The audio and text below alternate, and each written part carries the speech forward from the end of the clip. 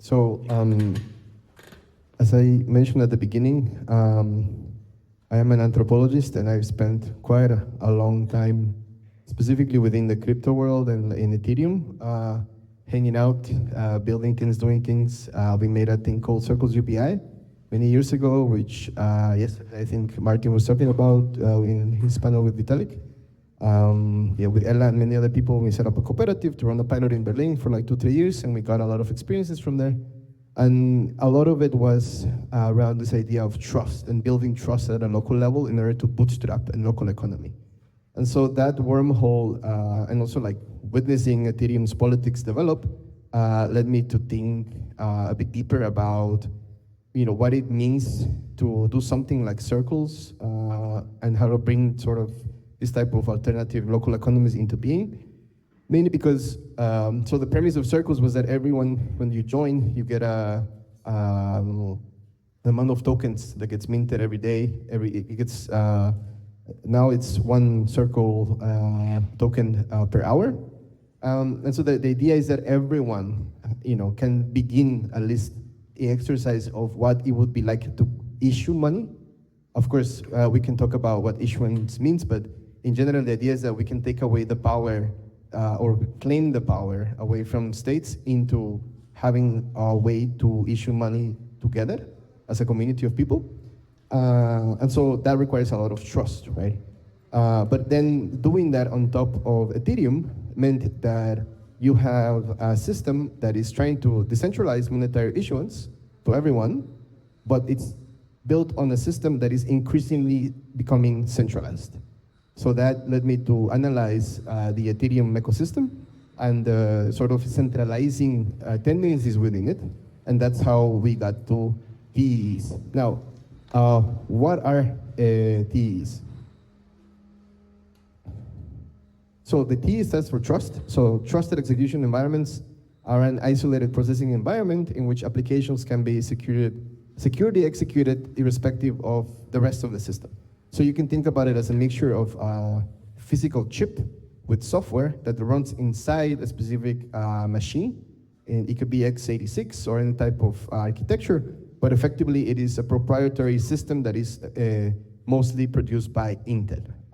Sometimes people call it trusted hardware. The premise of it is that you have some form of secure, confidential computation within the computer that happens in a way where not even the sysadmin knows what is being computed, right? So you could think about what's happening now with TEs as what happened initially at the beginning of the crypto world, where GPUs started getting used for mining rigs.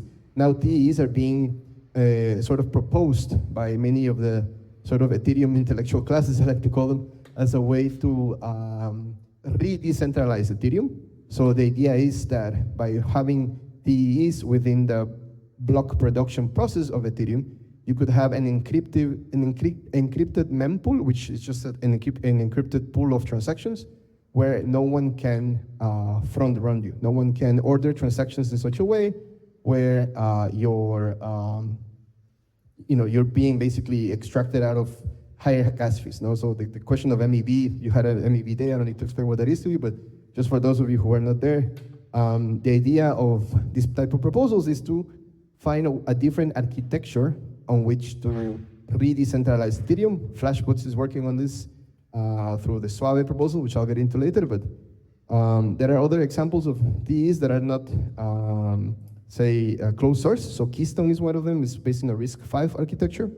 And what we're trying to say is that, of course, as you probably are aware, Intel's TEs are vulnerable to things like side channel attacks. There is a website that you can go into called sgx.fail, which basically lists a lot of the problems that current TEs have. Here is just a general list. But effectively, since you're running some sort of secure, confidential computation in an enclave, you're trusting Intel that they will run the software that you're running, but you don't know if maybe there is an NSA agent saying to them, hey, just tell them that they're running the software, but in practice, you don't really know, right? Because it's all running on some confidential enclave. So to counter that, and to have some sort of like immanent critique coming from a space of trying to build trust and also trying to create infrastructures that allow for decentralization, We propose this idea of autonomous TEs, or autonomous trusted execution environments. So effectively, the goal that we have is to seize the means of computation. And we want to do that by creating an architecture for computing over data that is verifiable, attestable, and confidential. Now, in order to do that, the premise is that we have to have open source software as well as open source hardware for the enclaves to exist. It also requires us to have some sort of full stack verifiable computation, as well as reproducible and bootstrappable builds for software supply chain security, which we will explain a little bit. So the question is, what would it mean to design a trusted execution environment that ensures that the autonomy of people over computing over data? This is kind of like the question guiding some of the stuff that we're doing. So why are they important? So as I mentioned before, as there are larger increasing concerns of centralization within Ethereum. I think it was like around 2 years ago where the United States government basically asked the people running, I think it was Geth, to censor transactions that might be coming from places like North Korea. Effectively, I think it was something like 51% of transactions were being censored at the time. Or maybe someone else can give me explicit information. It was the Flashbots relay censored over transactions. Thank you. I think that's what Thank you for the accurate information there. I forgot my notes. So the main thing here is that censorship resistance, the promise of censorship resistance is at stake. So, the whole point of Bitcoin, Ethereum, all these blockchains is that you can have a network that no one can censor, but then when an actor like the United States empire comes and says censor, people are censoring, right? So as, Josh was saying, technology is political, so how can we create technological artifacts that account for this politics in such a way where we can actually achieve decentralization at all levels of the stack? So that's one thing. Then, of course, the next thing is the no SPOFs, or no single points of failure. So as we are moving now towards this new architecture of having TEs as a way to do encrypted computation, confidential computation and enclaves, we are now putting all of the risk on Intel. So Intel becomes the single point of failure. And so my urge for the space is to say, why cannot we imagine and produce a different type of enclave that does not rely on a US company like Intel? And we can just make one that is not just Ethereum-based. We don't want to make an Ethereum execution environment. We want to make one that is openly accessible to anyone. We don't want to replace one SPOF for another, right? So that's I think, another very important point. Mostly, of course, in the debate about cryptography, there is the camp that goes zero-knowledge proofs, fully homomorphic encryption, things like that, versus these.